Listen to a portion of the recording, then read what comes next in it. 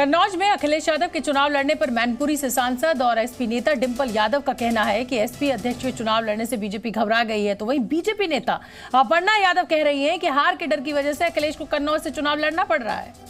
कहीं ना कहीं घबराहट है भाजपा में, और मैं समझती हूँ कि राष्ट्रीय अध्यक्ष जी के कन्नौज लड़ने से और एक घबराहट में इजाफा हो गया है। समाजवादी पार्टी के घर में आज योगी आदित्यनाथ गर्जना करने वाले हैं। सारे जितने अलायंस वाले लोग हैं, इंडिया अलायंस वाले लोग, ये लोग अब यह तय कर चुके हैं कि मोदी जी को हमें अगर जो है हराना है या हमें जो है इस तरह से करना है कि जो है कहीं उनके मुकाबला हम कर सके, तो हमारी सीनियर लीडरशिप को उतरना पड़ेगा।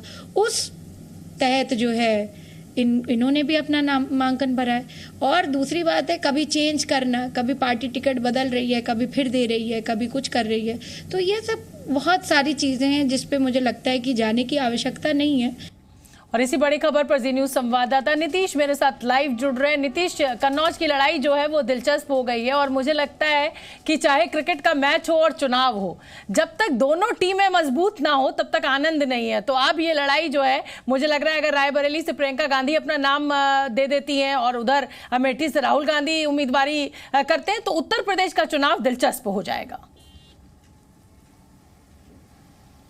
जी बिल्कुल, ये आपने सही कहा कि उत्तर प्रदेश में अगर अमेठी से राहुल गांधी उतर जाते हैं और प्रियंका गांधी रायबरेली से उतर जाती हैं। अखिलेश यादव ने तो कन्नौज से नामांकन दाखिल कर दिया और यहाँ की खुशबूदार मिट्टी से सिक्सर मारने की बात भी कह दी, कहा कि 6 बॉल पे 6 सिक्सर मार देंगे। लेकिन अब कन्नौज की सियासी जमीन से सिक्सर कौन मारेगा और इस सिक्सर को मारने में मददगार जो वोटर होगा वो किसके पक्ष में जाएगा, ये देखने वाली बात होगी। लेकिन जिस तरह का दिन आज का रहा, आज कन्नौज में नामांकन का दिन रहा। एक और अगर बात करें तो भारतीय जनता पार्टी की ओर से सुब्रत पाठक ने नामांकन दाखिल किया, दूसरी ओर समाजवादी पार्टी के राष्ट्रीय अध्यक्ष अखिलेश यादव स्वयं मैदान में आ गए। लेकिन जब उनकी सियासी जमीन पर बातचीत शुरू हुई तो सबसे पहले उन्होंने अपना विश्वास जताया और जनता का भी विश्वास जीतने की पूरी बात कही, पूरी उम्मीद भी जताई। लेकिन सवाल ये उठता है कि जिस मिट्टी पर जहां समाजवादी कुनबा जीत का दावा पहले से करता आ रहा था, वहां पर जब पिछले चुनाव में सेंधमारी हो चुकी थी,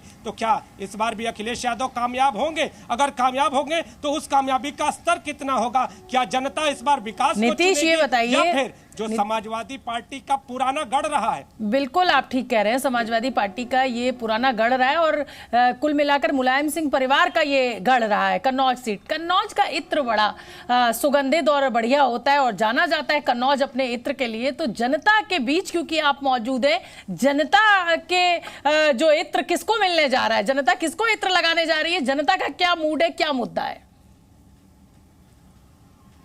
देखिए, जनता से जब मैंने बातचीत की तो जनता ने साफ तौर पर यह कहा कि जो अखिलेश यादव के टाइम में विकास हुआ था उसको सुब्रत पाठक ने बढ़ाया है। अब जो आंकड़ा अब तक सामने हम लोगों के आया है 50-50 का आया है। कुछ लोग ये कहते नजर आ रहे हैं कि समाजवादी पार्टी का समर्थन इसलिए था क्योंकि उनके कुनबे के बड़े नेता यहाँ से लड़ते थे और यही यहाँ का ब्रांड वैल्यू था। तो क्या अखिलेश यादव यहाँ से चुनाव लड़कर एक बार फिर से वही ब्रांड वैल्यू कायम करेंगे? ये देखने वाली बात होगी। लेकिन जो दूसरा पक्ष था, यानी जो जनता का जो दूसरा धड़ा था, वो विकास की बात कर रहा था, यहाँ की गुंडागर्दी के खत्म होने की बात कर रहा था। वो जिस कन्नौज के इत्र का जिक्र आप भी कर रही हैं, उसके व्यवसाय के पनपने के साथ आगे बढ़ने की बात कह रहा था, वो भारतीय जनता पार्टी के पक्ष में दिखाई दे रहा है। तो कांटे की लड़ाई है, 50-50 का मुकाबला अभी दिखाई दे रहा है। आने वाले दिनों में जब ये लड़ाई और तेज होगी, यानी जिस तरह का जिक्र आप कर रही हैं कि अमेठी, रायबरेली, कन्नौज, ये 3 हॉट सीट अगर होती है तो आने वाले दिनों में कन्नौज की लड़ाई भी